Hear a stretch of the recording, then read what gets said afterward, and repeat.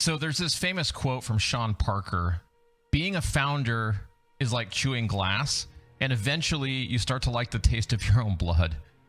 And the reason why I'm sharing that with you is because I think there's a really important topic that as founders, as business owners, as business leaders, we don't talk enough about. And it has to do with this idea of chewing glass and eventually starting to like the taste of your own blood. Here's what I mean by that.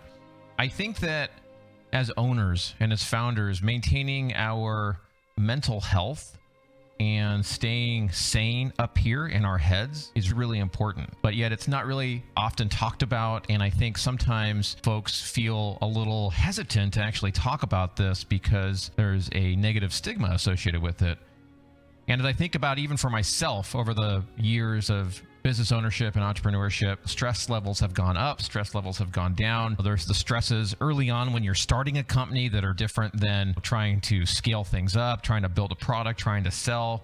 There's years where things go really well and you develop a different kind of stress. There's years where you think you're going to lose everything, and that's certainly very stressful. And then there's years like last year, 2020, where the world goes crazy and all sorts of things run through your head, and that's tough. It's really, really tough. So I'm speaking right now to my friends who are business owners, entrepreneurs, business leaders.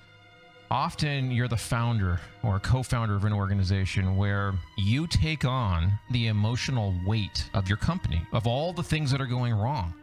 I certainly find that to be true of most good leaders, most founders. We often say that we shouldn't take things personally or that we don't take things personally. But if I really think about it, we do take it personally, even if we can't admit it to anybody. Am I right? And this level of emotional weight, it's a lot. Stuff goes wrong in companies all the time. I know often we think it's just our companies where everything is wrong or everything seems to be going wrong. No matter who I speak to, no matter what size organization, big, large, small, medium, all of those organizations, all companies have issues all the time. So taking this on personally, feeling the weight of that responsibility because we personalize everything that's going wrong is a big stressor, and it can impact our sleep. We can get depressed, anxiety. I take antidepressants. I've had tremendous issues with depression over my journey as an entrepreneur, and it's not easy. This isn't something that some days, frankly, it's just not fun. Now, if you can relate to what I'm describing, and you contrast that, though, with one of the things that we're called to do as business leaders, owners, founders, which is to project confidence, whether that's inside of the company or outside of the company, to prospects, to clients, to the media, whoever it is that you have to project to on the outside, you have this kind of situation where you can't appear angry, anxious, depressed, like you're losing your crap, right? You have to look like somebody who knows what they're doing. You say, yeah, we have issues, of course, Mr. Customer, Mr. Prospect, but I'm confident we're going to fix them. Even though inside, you're scared, you're worried. You don't know if what you said is actually something that your organization can deliver on. So what happens is most people project this sense of, there's no issues, everything's great. In fact, if I look at Instagram, if I look at Facebook, if I look at social, that's something that I think we really need to talk about. You look at some of these Instagram entrepreneurs like Grant Cardone, you look at Alex Becker, and you look at these people and you look at their life, and it's airplanes, it's beautiful women, it's vacations, it's hanging out by the pool, it's private jets, it's this glorious lifestyle. Or even more close to reality for many of us, you go to a trade show or you go to a party and you talk to other business owners, you talk to other business leaders, and everybody says things are going great. Inside though, folks, the reality is if you and I are honest with each other, we're boiling with anxiety, but no one could admit it. I think that if you can accept that premise that inside folks are feeling this, what follows from that often, certainly what has been true for me, is that I assume I'm the only one feeling that way. I'm the only one who is weak in that way, the only one who has these horrible emotions. As I think about our history as an organization and my time here at Mindfire, there have been many, many situations where I felt debilitating anxiety, stress, and pressure.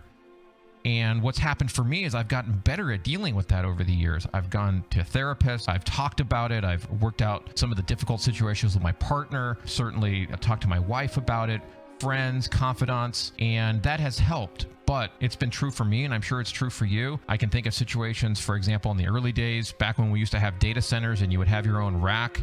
We're a software company. We would be hosting our software in one of those data centers in a rack, and the thing would go down, right? Our software would go down.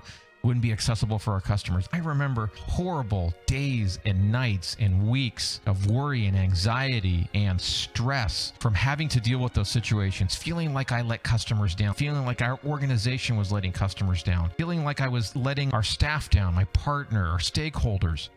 Just incredible stress. Some of us have had to deal with meeting payroll and the stress that brings. Sometimes you're waiting for that one big client to make the payment that's already past due, and if you don't get that payment, hey, there's no payroll. Or the stress of being able to make payroll for your staff but not being able to pay yourself. That causes a lot of pressure. And so I think we need to talk more about this. I think we need to be more open about this. I want us to be more aware of this as an issue. And if this is something that you feel inside of you, but you haven't been able to talk about, I hope this gives you some permission to let your guard down and to share some of this without feeling like you're going to be exposed as a fraud, or perhaps that you're the only weak one out of this group of entrepreneurs and business leaders that maybe you run in a circle with.